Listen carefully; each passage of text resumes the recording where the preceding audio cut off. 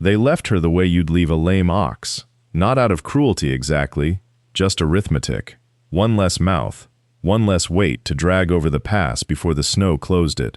She stood in the yard of the trading post with her hands still white with flour to the wrist, because she had been kneading bread when the wagon master told her the train was moving on without her, and a half-Ute trapper who had come down from the high country for salt and lead found her there at dawn 2 days later, the flour long since gone, her hands raw instead with cold. The trading post sat where 2 creeks met below a shelf of granite, the last outpost before the trail climbed into country that did not forgive mistakes. October had come in hard that year, frost every night since the 2nd week, and the aspens had already dropped their gold into the mud. She had not chosen to be left. She had chosen, 20 years and 40 pounds ago, to marry a man who died of fever outside Independence, and to keep cooking, because it was the one thing her hands still knew how to do, without her heart's permission. The wagon master had called her slow. He had called her a burden on the oxen. He had not called her by name in the last week. Only the cook, as though the word itself were an apology for keeping her that long.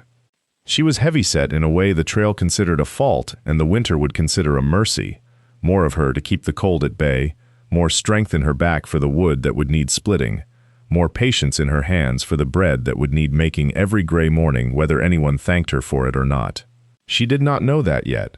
She only knew the postkeeper had given her a corner of the storeroom to sleep in, and a look that said she would not be welcome past the first real snow. The trapper did not introduce himself. He set down a haunch of venison on the counter, watched her for the length of time it takes a kettle to come to boil, and said nothing about the flour still ground into the creases of her knuckles, though there had been no bread in 2 days. He asked the postkeeper, in the flat, unhurried way of a man who had spent more winters alone than with company, whether the cook was spoken for. The postkeeper laughed, not unkindly, the way men laugh at a joke they think is obvious.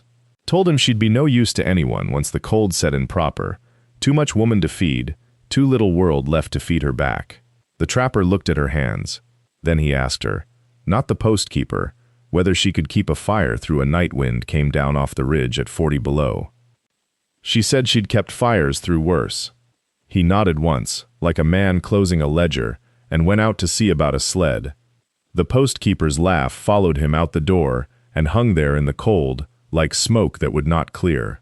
She stood at the counter a long moment, hands still dusted white, though there was no dough beneath them, only the memory of it. 3 mornings back, before the wagon master had called her name off the manifest, like a debt finally settled. Before the train had rolled west, without so much as a backward wheel rut, to mark where she'd stood. She had watched them go, had counted the wagons, 11, and not one had slowed. Now there was a sled being lashed outside, and a man who had not asked her name doing the lashing. He came back in without knocking, since there was no door between the post's 2 rooms worth knocking on, and set a folded elk hide by the stove. He said they would leave before the light was full, while the frost still held the mud stiff enough to walk it.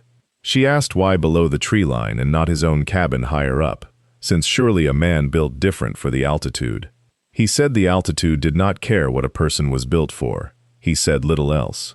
She noticed he did not look at her the way the postkeeper had, the way the wagon master had, weighing her like a sack to be portioned out or left behind. He looked at her hands again, at the cracked knuckles, the burn scar along the left thumb, and something in his face settled like a man reading a ledger that finally balanced. They left at first light. The postkeeper did not come out to see them off. The trail down toward the lower stand of pines took the better part of the day, the sled runners hissing over crust snow, her boots, borrowed, a half-size small, packing new blisters atop old ones. She did not complain. She had learned complaining bought nothing on the trail but a reputation, and she'd worn enough reputations for one lifetime. By dusk they reached a cabin half collapsed at one corner, its chinking gone to rot, a stovepipe leaning like a man too tired to stand straight. He set down his pack and looked at it the way another man might look at a debt he intended to pay in full. She looked at it too. Then she rolled up what sleeves she had left rolling, and asked where the axe was kept. He handed it to her without a word, and for the first time since the wagons had rolled away without her, She felt something other than cold settle into her chest. Not warmth exactly, not yet, but the shape warmth might someday take, if a person kept working long enough toward it. She split the first log herself, before he could offer, and the sound of it cracking open in the thin mountain air was the first sound in 3 days that felt like it belonged to her. They worked until the light went the color of ash, and then they worked by lamp until there was no more light to speak of at all.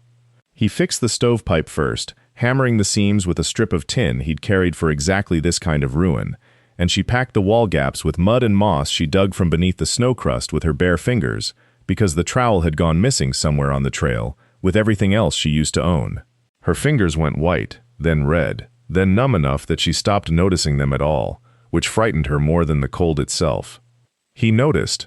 He always noticed, though he said nothing about it, only took her hands in his own, once, briefly, to test the give of her knuckles, and then went and found her a pair of deerskin mitts from his pack without comment, the leather soft from years of use, shaped already to some other hand. She pulled them on, and did not ask whose they had been.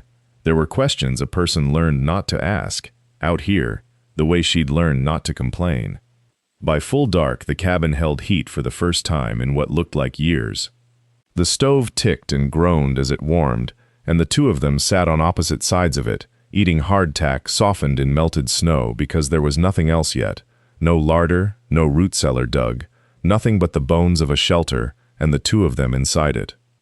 She woke before him the next morning, as she always had on the trail, because a cook who slept late was a cook who fed hungry men late, and hungry men remembered that longer than they remembered a good meal. She found the flour sack he'd carried, small, precious, rationed like gunpowder, and she mixed what she could with water and the last spoon of bear fat from his stores, and she began to knead it on the cold plank table by the gray light through the one unshuttered window. Her hands ached from yesterday's wood and yesterday's mud, but they moved anyway, folding and turning, the dough resisting her at first, the way cold dough always did, stubborn, unwilling, needing to be convinced. She worked it the way she'd worked every batch for 11 years, on a trail that had decided, in the end, she wasn't worth the flour. Her breath fogged, her knuckles cracked pink where the mitts had left them bare. He came in from splitting wood, stamped the snow from his boots, and stopped in the doorway to watch her hands move. He said nothing. But he did not look away either, and something in the way he stood there, unmoving, told her he intended to remember this.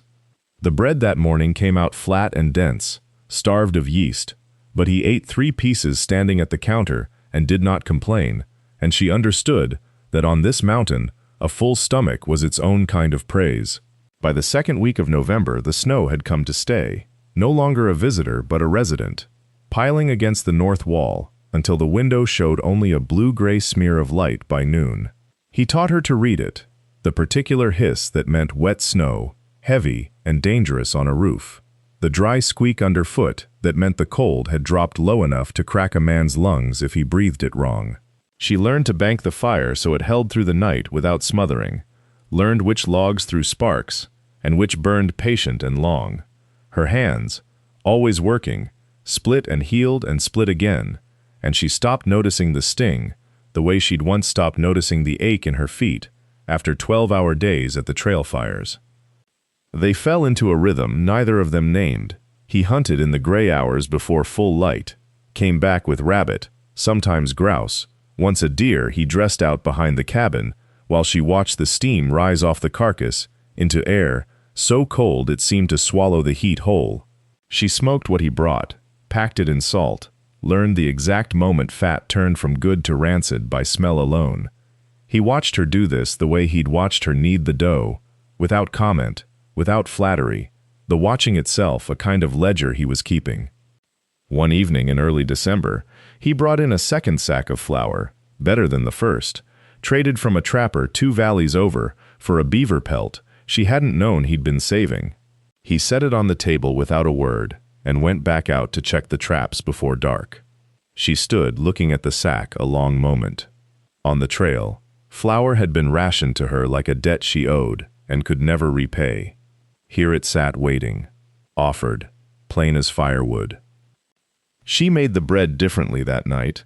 More water, a longer knead, patience she hadn't been able to afford before.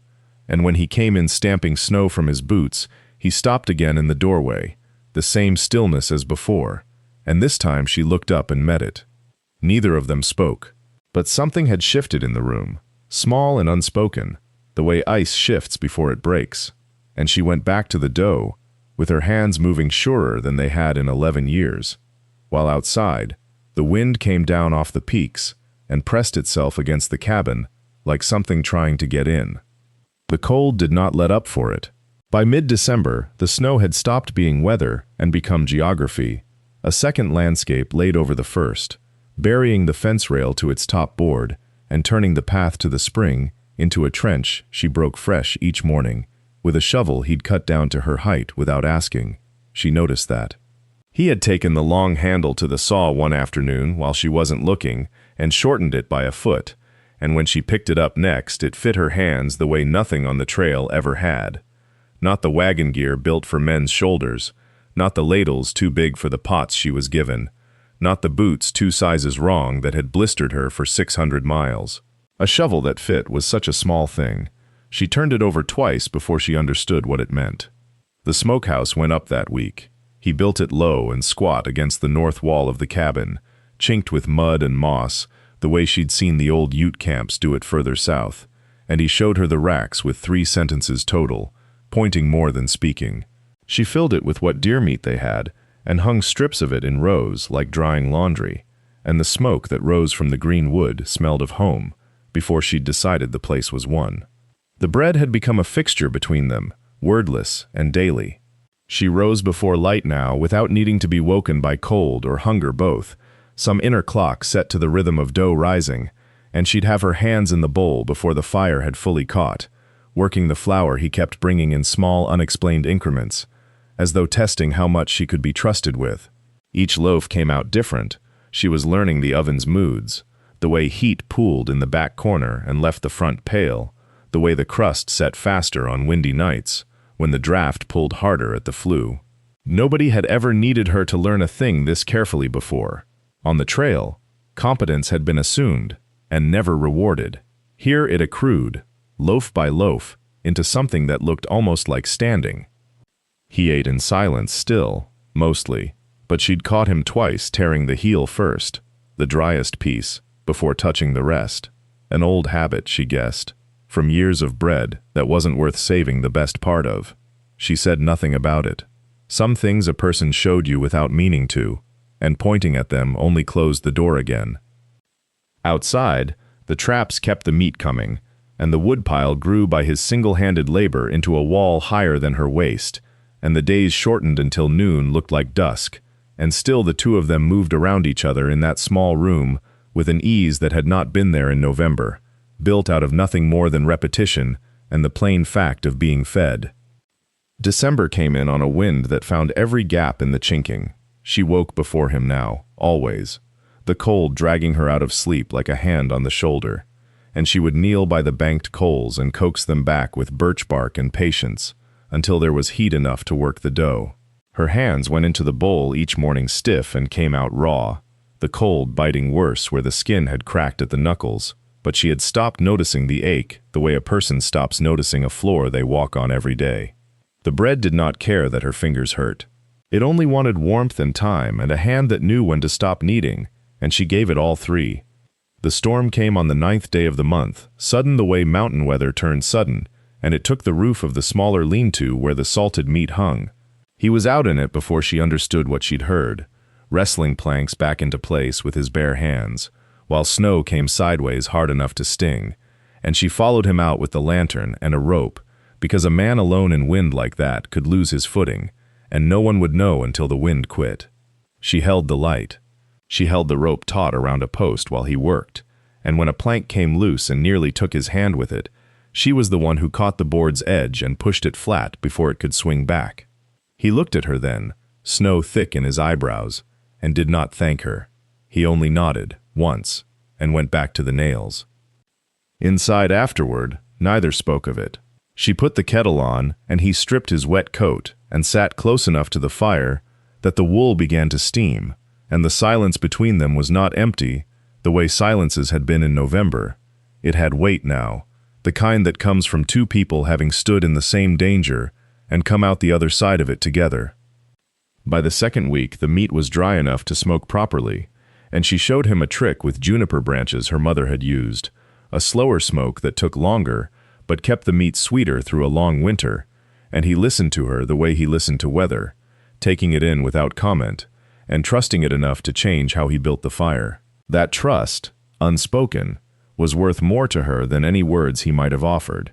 She understood now that out here, a man's silence was not indifference. It was simply where he kept the things he had not yet learned to say. January came in on a wind that had no patience for anything standing still. It found the gaps in the cabins chinking and whistled through them like a reminder that the mountains did not care how well two people had learned to survive each other. She woke before light, as she always did now, and knelt at the trough by the banked coals to work the dough her hands already knew by feel more than sight. The give of it, the cold biting through flour to knuckle, the small ache in her wrists that no longer surprised her.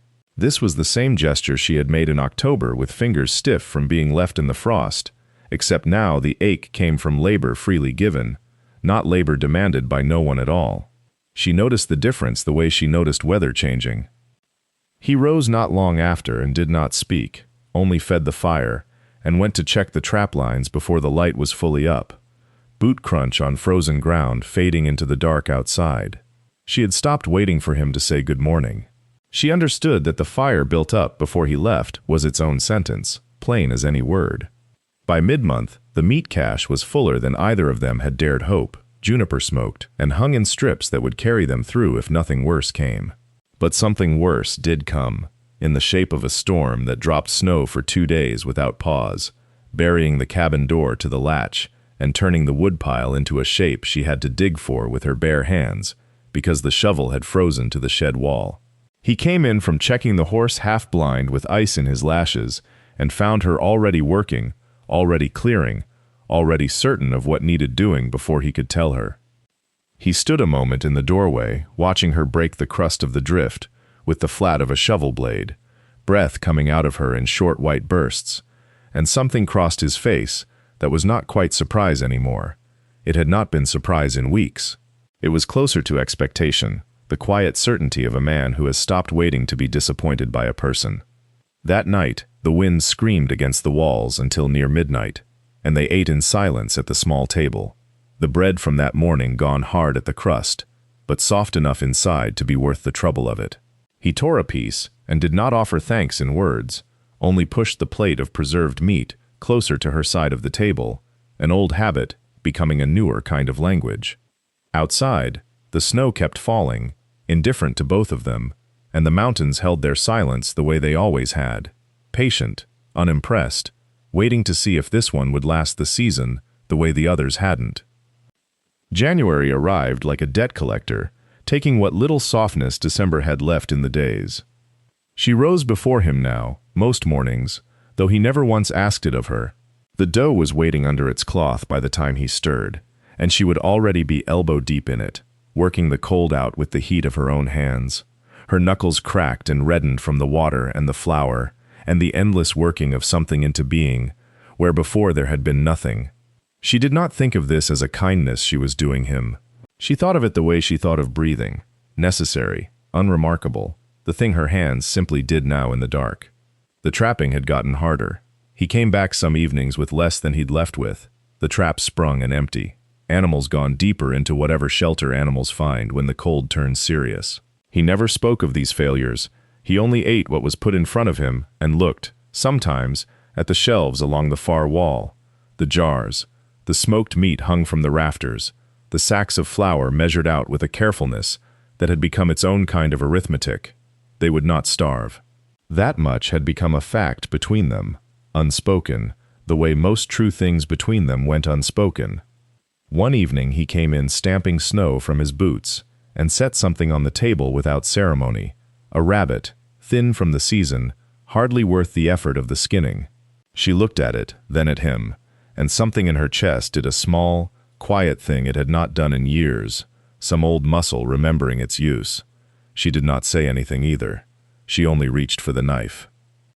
They worked in a silence that had stopped being uncomfortable weeks ago and had become instead a kind of room they both lived in, furnished now with small sounds, the scrape of the blade, the crack of the fire settling, her breath and his breath moving in and out of the same cold air.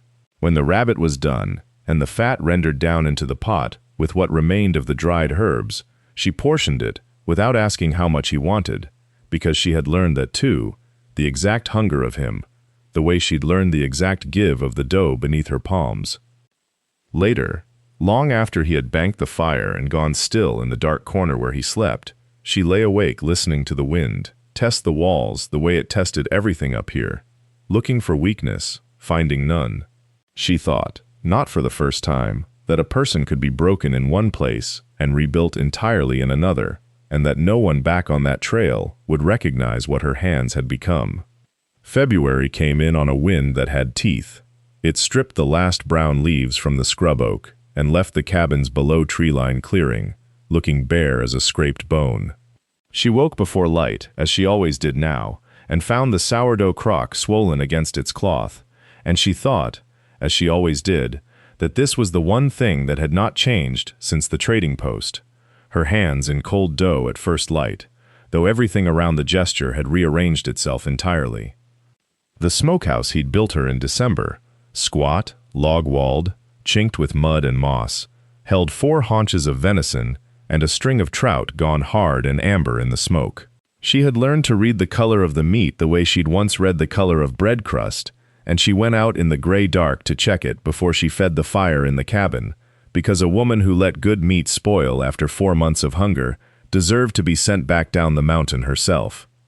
He was already at the woodpile when she came back in, his axe finding the same grain, the same angle, over and over, the sound of it steady as a heartbeat under the wind. She had stopped flinching at the noise weeks ago. Now, it was only proof of the hour, proof that the day had properly begun.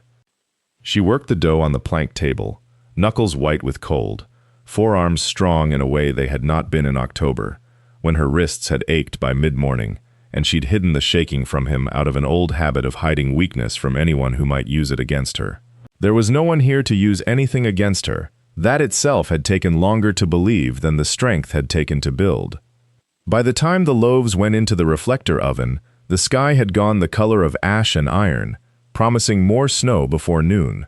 She heard him stamp his boots outside, heard the axe set down against the wall, heard him duck through the low door with an armful of split wood that he did not ask her where to put, because he already knew, stacked by the hearth on the left, kindling on the right, the way she'd arranged it since the first week, the way that had simply become the way things were done.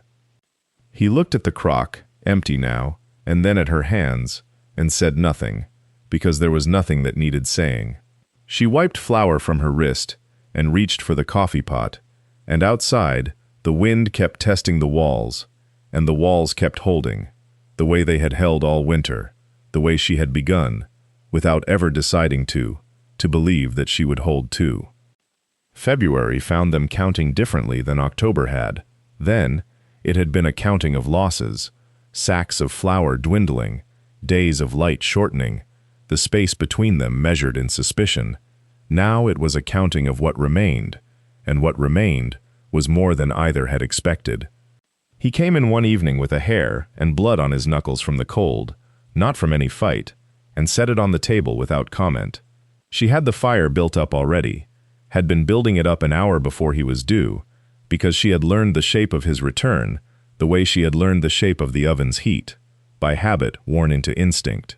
She skinned the hare with a competence that had once belonged to someone she'd left behind on the trail, a version of herself that had cooked for 40 men and been thanked by none of them. This version of herself skinned game in a cabin that smelled of wood smoke and yeast, and no one was watching her do it, and that, too, had become its own kind of nourishment. They ate in the low light, the way they always did, without much talk. He mentioned the traps, 2 empty, 1 full, and she mentioned the flour, how it was down to the last of the good sack, how she'd need to stretch it with the cornmeal soon. These were not complaints. They were reports. the way a ship's crew might report on stores, each of them keeping watch over a small shared kingdom that had no other subjects. Later, after the dishes were scraped and the fire banked low, she caught him looking at her hands again, not with the careful blankness of the early weeks, but with something steadier, something that had stopped pretending not to notice. She did not ask what he saw there. She had learned, too, that some things did not need naming to be true. Outside, the wind had gentled from its earlier howl into something almost patient, as if even the mountain understood that the worst of the season was behind them, though not all of it. There would be more snow. There would be more cold nights where the cabin creaked and settled, and the fire had to be fed every few hours to keep from dying. But there was flour enough, and meat enough, and wood stacked higher than either of them had thought they'd manage back when the first frost caught them both unprepared in different ways.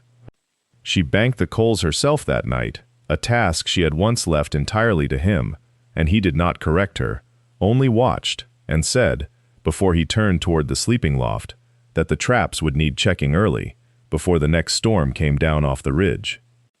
The traps needed checking before the next storm, and the next storm came within the week, riding down off the ridge on a wind that turned the smoke sideways and rattled the shutters he had hung himself in November. She woke before him, as she always did now, and went to the trough of dough she had set the night before, and plunged her hands into it while the cabin was still black and cold enough to see her own breath.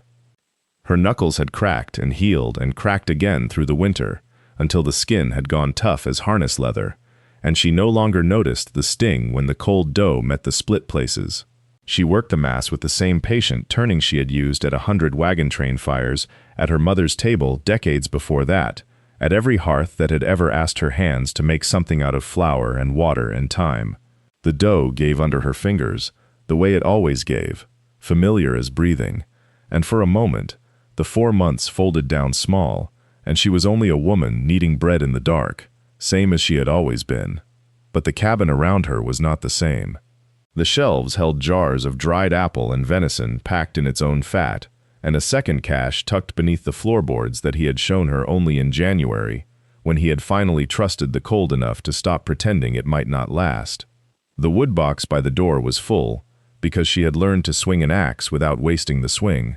The quilt on the sleeping loft had her stitching in it now, mended twice, holding. He came down while she was shaping the second loaf, dressed already for the cold, rifle over his shoulder, and he stood a moment in the doorway of the small room, watching her hands move. "Storm's close," he said. "I know the smell of it," she answered, not looking up. He almost smiled. She caught the corner of it before he turned it away, the way he always did, as if a whole smile might cost him something he wasn't ready to spend. He pulled his coat tighter and went out into the gray dawn without further word, and she heard the crunch of his boots go quiet toward the tree line where the trap lines ran. She set the loaves near the fire to rise and sat back on her heels, flour to her elbows, and looked at her own hands in the firelight the way he had looked at them the night before. They were not the hands the trail had left behind at the trading post. They were not soft, and they had never been small, but they had built something these 4 months that no wagon master's ledger would ever have counted as worth keeping. Outside, the first flakes of the new storm began to fall, and somewhere past the tree line she heard, faint, the report of his rifle. March came in on mud and meltwater, and with it came the sound she had almost forgotten. Wheels on the trail, harness bells, men's voices raised in the easy carelessness of people who had never gone hungry. The trading post owner rode in first, coat clean, boots dry, calling out for whiskey before he'd even swung down. Behind him came the wagon master, grayer now, heavier through the middle, the kind of man who had eaten well all winter while others had not. They did not recognize her at first. She stood at the smokehouse door with a haunch of venison over her shoulder and flour still ground into the creases of her knuckles, and it was the trapper who told them, flat, without pride, that the bread they'd smelled 3 valleys back was hers, that the cache was hers, that the second smokehouse standing where none had stood in October had been built by her hands and his together. The wagon master opened his mouth to say something about the trail, about hard choices, about weight and wagons, and the arithmetic of survival. He closed it again. The trapper did not wait for an apology that was never going to come. He went into the cabin and came back out with a folded paper, land office ink still sharp on the crease, and set it in her floured hands without a word, both names on it. He turned and went back to the woodpile before she had finished reading, and the axe came down, and down again, steady as it had been every morning of that whole hard season. She stayed. 11 years on, the trading post keeper was in the ground, and the wagon master's name was one nobody troubled to remember, but travelers coming up through the pass still asked after the big woman's bread, and were pointed toward a well-built cabin with 2 smokehouses, standing shoulder to shoulder against the wind, and a cellar shelved floor to ceiling with jarred summer, beans, plums, venison packed in its own fat, everything put by against a winter that no longer frightened her. Some mornings, before the sun cleared the ridge, she still knelt at the same low table, hands buried to the wrist in dough gone silver-gray with cold, working it the way she had the first frightened morning, and every morning since, until the ache in her shoulders felt less like labor and more like a psalm repeated so long it had worn smooth. A half-Ute man with gray threaded now through his braid would pass behind her in the doorway, pause the way he always did, say nothing about the storm coming or the storm past, and go out to split wood that did not need splitting. He did not need to say it. She had stopped waiting for him to.